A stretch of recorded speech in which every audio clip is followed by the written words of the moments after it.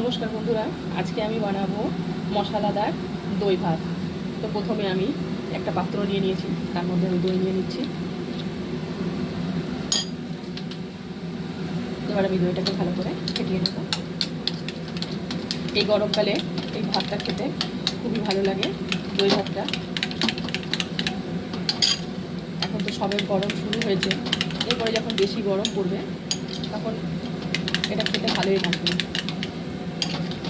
আমার ফেটানো হয়ে গেল, আমি এবার এর মধ্যে ভাত দিয়ে দেব।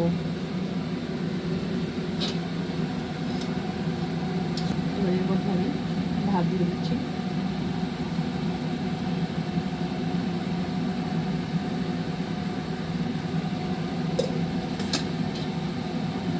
এবার আমি এটাকে ভালো করে মিশিয়ে নেব দইয়ের সাথে ভাতটাকে।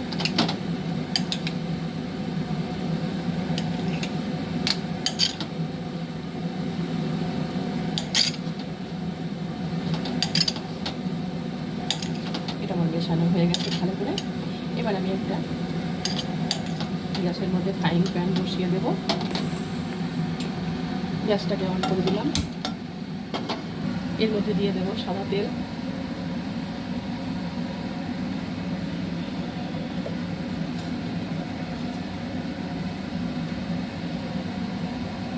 ফোড়নে দিয়ে দেব একটা শুকনো লঙ্কা। এবার দেব কাঁচা লঙ্কা কুচি দিয়ে দিলাম। আর দিয়ে দেব কালো সর্ষে।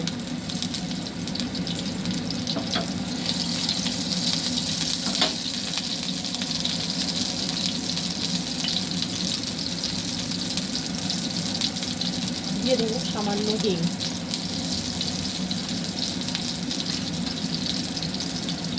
এবার দিয়ে দেব মটরের ডাল। আর দিয়ে দেবো কারি পাতা। কারি পাতাটা আমার বাজার থেকে অনেকদিন আগে আনা হয়েছিল, শুকিয়ে রেখেছিলাম, সেটাই দিয়ে দিলাম। তাজা আমি সবসময় পাই না, আমাদের বাজারে সবসময় বিক্রি হয় না, সেই জন্য আমি শুকিয়েই রাখি।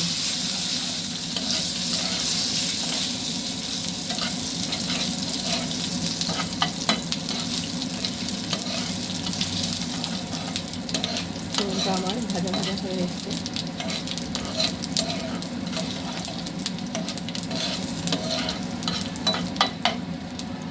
এবার আমি দই ভাতটাকে এর মধ্যে দিয়ে দেব।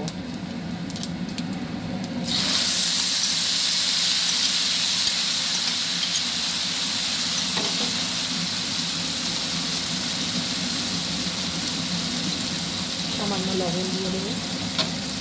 ভালো করে এবার এটাকে মিশিয়ে নেব।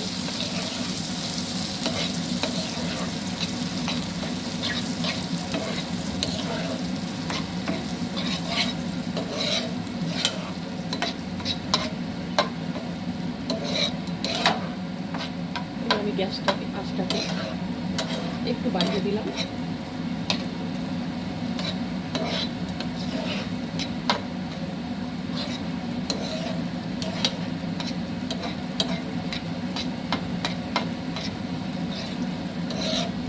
মশলাগুলো ভাতের মধ্যে ভালো মতো করে মিশে যায় দই ভাতে।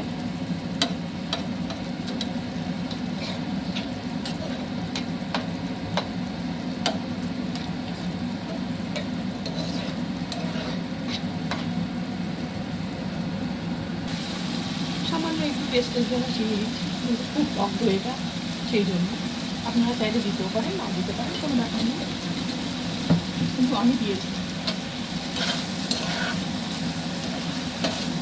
হয়ে গেল মশলাদার দই ভাত। আমি এবার এটাকে নামিয়ে নেব।